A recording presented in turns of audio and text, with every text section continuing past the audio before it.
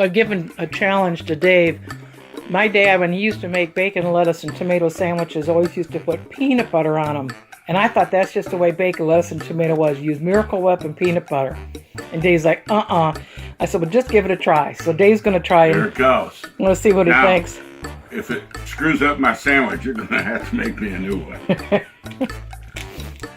All right, we'll put peanut butter on it. In fact, when I was in my 20s, I had one of my first jobs, and I went out to lunch with the girls from the office.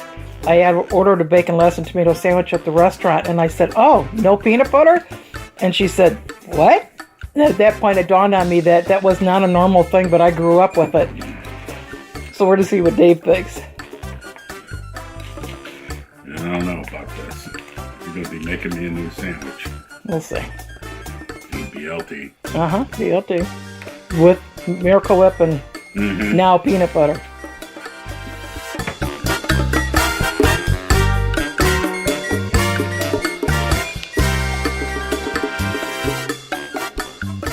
Crazy as it sounds, it works. You like it?